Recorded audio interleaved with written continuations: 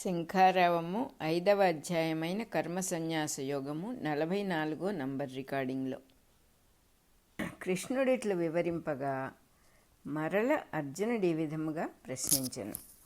నేను నా కర్తవ్యం అడిగితిని గాని నిన్ను విషయము వివరింపుమని అడగలేదు. నీవు కర్మలను సన్యసించుటను గూర్చి చెప్పుచున్నావు. మరల కర్మలనాచరించుటతో యోగమును సాధించు మార్గమును కూడా చెప్పుచున్నావు. రెండును గొప్పవి కావచ్చును, అయినను అందొక దానిని నిశ్చయించి నాకు నిర్ణయింపుము. 1వ శ్లోకం అయిపోయింది. మరల శ్రీకృష్ణుడిట్లు వివరించెను. నీవు చెప్పినట్లు కర్మసన్యాసము కర్మయోగము అను రెండును గొప్ప మార్గములే. రెండును నిశ్రేయసమును ప్రసాదించును. నిశ్రేయసమనగా మనకింతకన్నా కావలసిన మేలు మరి ఒకటి లేదు అనదగిన స్థితి. ఈ రెండిటిలో ఒక దానిని నిశ్చయించి చెప్పవలసినచో కర్మసన్యాసము కన్నా కర్మయోగమే గొప్పది.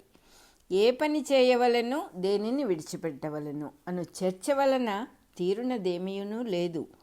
మంచి పని అని తోచిన దానిని చేయుట ప్రారంభించినచో దాని వలన చిత్తశుద్ధి ఆరంభమగును. అది మంచి పని కాకున్నను మంచిదని త్రికరణ శుద్ధిగా నమ్మి చేయుట వలన చిత్తశుద్ధి కలుగును. కారణమేమనగా ఇది మంచి పని ఇది చెడ్డ పని అను నిర్ణయము ఫలితమును బట్టి కదా. కర్మయోగ మార్గమున ఫలితమునకు ప్రాధాన్యమే లేదు. కొందరికి మంచి పనులు అని నచ్చినవి, కొందరికి చెడ్డ పనులని అనిపించును. కనుక ఈ నిర్ణయమునందు సత్యము లేదు. కర్మాచరణము చిత్తశుద్ధి కలిగించును అన్నదొక్కటే సత్యము. కష్టములను బాధలను కలిగించునవి చెడ్డ పనులని ఒక నిర్ణయము. వానిని ఆచరించుట వలన ఫలితములుగా కష్టనష్టములు కలిగినను జరుగునది చిత్తశుద్ధియే. ఇట్లు ఏ విధముగా గమనించినను కర్మలు ఆచరించుటయే నా నిశ్చితమైన అభిప్రాయము గాని మానుట కాదు. మానినచో అనంతర కర్తవ్యమేమి? మాని కూర్చున్నవాడు అనుభవించున్నది సోమరితనము కాని జ్ఞానము కాదు. పూర్వ సంస్కారములు లోపల మనస్సును ప్రేరేపించుచుండుట మానవు. అప్పుడు భౌతికముగా పనులు చేయకున్నను చేయని వాడెట్లగును?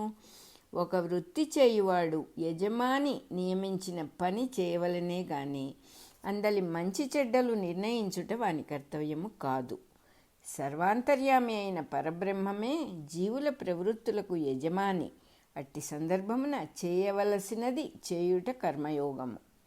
దానము చేయవలసిన దానికి దానమిచ్చుట, దానము చేయవలసిన వానికి దానమిచ్చుట, యుద్ధము చేయవలసిన వానితో యుద్ధము చేయుట రెండును కర్తవ్య నిర్వహణమే గాని మంచి చెడ్డలు కావు. మంచి చెడ్డలు నిర్ణయించు మార్గము కొంత దూరము నడిపించి అర్థముగాని తావున విడిచిపెట్టును. కర్తవ్య నిర్వహణము చిత్తశుద్ధి కలిగించి జ్ఞానమునందు నిలబెట్టును. కనుక కర్మయోగము నిశ్చయముగా విశేషమైనది. 2వ శ్లోకం అయిపోయింది. సన్యాసము అనే హెడ్డింగ్తో వస్తుంది. సన్యాసి అనగా ఎవరు? సామాన్యముగా కాషాయ దండక మండలాలు మున్నగునవి మనకు జ్ఞప్తికి వచ్చును. కానీ భగవద్గీతలో సన్యాసి అను పదమునకు మరి ఒక విధమైన అర్థబోధ కనిపించును. కర్మలను సన్యసించుట, కర్మలను ఆచరించుట అను రెండిటిలో కర్మలను సన్యసించిన వానిని సన్యాసి అందురు. కర్మలనగా మనము చేయునవి అయినచో ఇది సత్యమే. కానీ కర్మలు మనచే చేయబడునవి కానీ మనము చేయునవి కావు. చేయుట చేయకపోవుట అనున్నది ఇష్టాయిష్టములను బట్టి ఏర్పడదు. కొన్ని చేయవలనని అనుకుని కూడా చేయలేము, చేయరాదని అనుకొని కూడా కొన్నిటిని చేయుచుందుము. ఈ పనులన్నీ మన స్వభావమును అనుసరించి ప్రకృతి మనచే చేయించుకొనును గాని మనము చేయుట మానుట అనున్నది సత్యము కాదు. అట్టిచో కర్మలు ఆచరింపక మానినచో స్వభావము సన్యసింపదు గదా. ఆహారమునందలి అభ్యాసములు వేషభాషలు మనలను సన్యసింపవు. కాషాయమునందు అభిలాష కూడా కామమే గాని సన్యాసము కాదు. ఆస్తిపాస్తులు, ఉద్యోగ వ్యవహారాదులు మున్నగు వానియందు అభిలాష కూడా అంతే. ఇల్లు వాకిలి కూర్చి తాపత్రయమెట్టిదో ఆశ్రమము మఠము మున్నగు వానిని గూర్చి కూడా అట్లే. మనము చెప్పినట్లు బంధుమిత్రాదులు వినవలెను అనున్నది ఎట్టి అహంకారమో అట్టిదే మన బోధలు ఉపదేశములు శిష్యులు పొందవలెనను బాధ కూడా. భార్యాబిడ్డలపై అధికారం కోరుట ఎట్టిదో శిష్యులపై కోరుట కూడా అట్టిదే. కనుక కర్మలనాచరింపక మానుట వలన ఫలములపై సన్యాసము రాదు.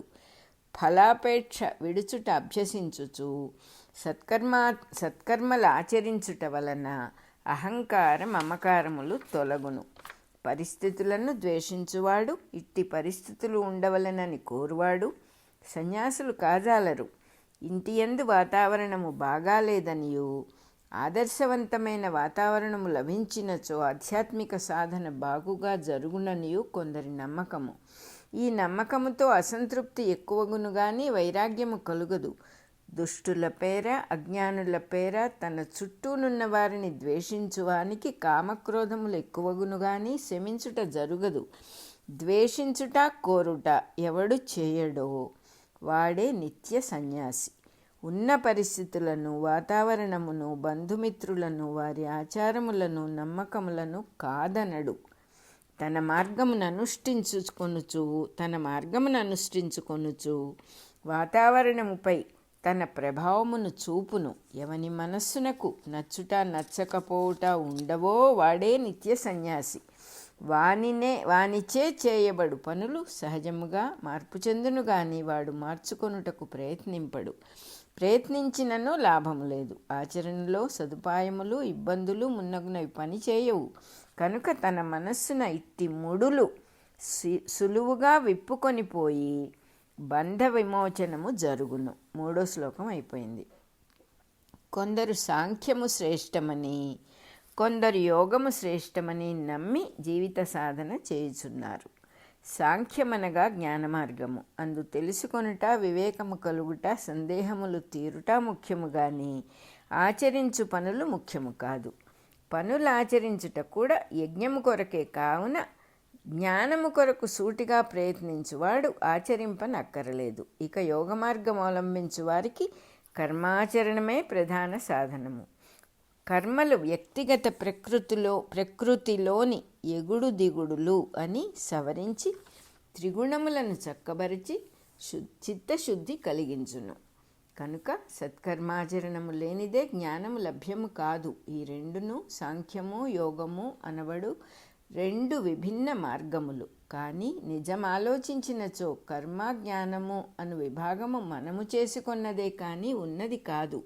ఇందెచ్చట ప్రారంభించినను రెండవది సహజముగా సిద్ధించును. సత్కర్మలాచరించిన కొలది చిత్తశుద్ధి కలిగి జ్ఞానము ఉదయించును. జ్ఞానమనగా జ్ఞానియే అని తెలియును. అట్లే జ్ఞానికి కర్మ అనగా ఆచరించువాడు ఆరోపించుకొనున్నదే కానీ వేరేమీయూ లేదు అని తెలియను. కనుక సాంఖ్యము యోగము అని విడదీసుకొనువారు తెలియని పిల్లల వంటివారు. తెలిసిన వారట్లు వాదింపరు. సాంఖ్యులచే పొందబడు స్థాయి యోగుల చేత పొందబడును. సాంఖ్యయోగములను రెండిటినీ ఒక్కటిగా గ్రహించి దర్శించిన వాడే దర్శనము పొందినవాడు. 4వ శ్లోకం అయిపోయింది. ఇక రెండిటినీ దేనితో ప్రారంభింపవలనని కొందరికి సందేహము కలుగవచ్చును. జ్ఞానము సహాయమున సత్కర్మలేవో తెలుసుకొనుట ముఖ్యమా, సత్కర్మలాచరించుట వలన పవిత్రుడై జ్ఞానము పొందుట ముఖ్యమా? ప్రారంభం ఎచ్చటి నుండి చేయవలెను? ఈ ప్రశ్న ఉదయించనప్పుడు కర్మయోగమే ప్రారంభము. దానిని అభ్యాసము చేయనివాడు సన్యసించుట అభ్యాసము చేసినచో దుఃఖమే ఫలము.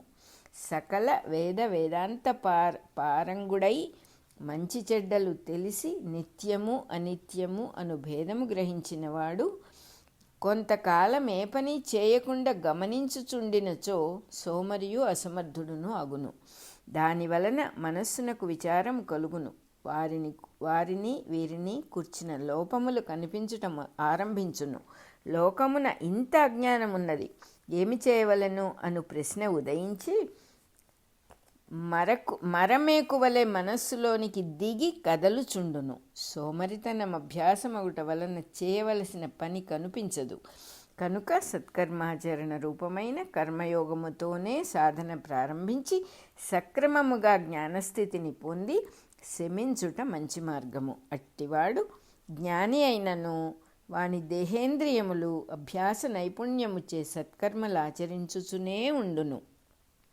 అతడు మాత్రము చేయక మానును, అనగా చేయుటకు కారణములు ఫలితములపై దృష్టి తొలగిపోవును. 5వ శ్లోకం అయిపోయింది. మనస్సునకు యోగస్థితి లభించున్నది సత్కర్మాచరణము వలననే గాని కర్మ పరిత్యాగము వలన కాదు. ఇంద్రియములు మనస్సు ఊరకుండుట సాధ్యము కాదు. ఎంత మంచి ఆలోచనలు చేసినను సత్కర్మాచరణము వలన ఎక్కువ కాలము వినియోగము కానప్పుడు మంచి ఆలోచనలు మంచివిగా నిలబడవు. మంచి పని చేయుచున్నవారు మంచివారుగా ఉండుట సాధ్యము కానీ ఎవరునూ మంచివారైపోయి మంచిగా ఉండుట సాధ్యము కాదు. మానవులు చేయనట్టి పనులలో ఏదియును వాని ఫలితము కొరకు కాదు. జీవులకు రావలసిన ఫలితములు వచ్చుచునే ఉండును. లోకమున జరగవలసిన మంచి పనులు జరుగుచునే ఉండును. మనము చేయుట అనున్నది పనులు జరుగుటకు కాదు, మన మనస్సు ఇంద్రియములు బాగుపడుటకు, బాగుపడినవి బాగుగా నిలబడుటకు మాత్రమే. చిత్తశుద్ధియే ముఖ్యము గాని కర్మఫలము కాదు. జితేంద్రియుడు అనేది నెక్స్ట్ హెడ్డింగ్. పనులు జరుగుచుండును, వానిని జరిపించుట కొరకు ప్రకృతి వ్యక్తులలో నుండి పనిచేయుచుండును. వ్యక్తుల స్వభావము వారిని కర్మాచరణకు ప్రేరేపణ చేయుచుండును. దానికి వివేకము జతపడినచో సత్కర్మాచరణము మనము చేయుట కాక మన ద్వారా జరుగుట, వాని సంసర్గము వలన మనము బాగుపడుట ఉండును. ఈ మార్గమున జితేంద్రియత్వము సాధించుకొనుట సాధ్యమగును. దానిని సాధించిన వాడు జితాత్ముడగును, అనగా ఇంద్రియములు మనస్సు ఆత్మగా మారిపోయినవాడు. అట్టి వానిలో ఆపాదమస్తకం ఆత్మయే ఉండును గాని తదితర పరిస్థితులు ఉండవు. ఆత్మ అన్ని జీవులలోనూ సమానము, అనగా ఒకే ఆత్మయందు జీవులు వేరువేరు ప్రజ్ఞలుగా ఆశ్రయించి ఉందురు. ఆత్మజ్ఞానము పొందిన వానికి సర్వజీవులలోనున్న ఆత్మయు తానే అని తెలియను. ఆత్మయందు శరీరాదులున్నవి గాని శరీరములో ఆత్మ లేదు. కనుక ఆత్మజ్ఞానమున నివసించువాడు అందరిలోనున్న ఆత్మయు తానే అగును. అట్టివాడు ఆచరించు పనులన్నీయూ ఆత్మకర్మలగుచున్నవి గాని యజ్ఞార్థముగా లోకశ్రేయస్సునకు తోడ్పడునవై ఉండును. ఇతరులు